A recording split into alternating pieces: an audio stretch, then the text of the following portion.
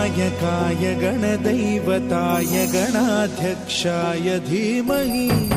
गुणशरीराय गुणमण्डिताय गुणेशानाय धीमहि गुणातीताय गुणाधीशाय गुणप्रविष्टाय धीमहि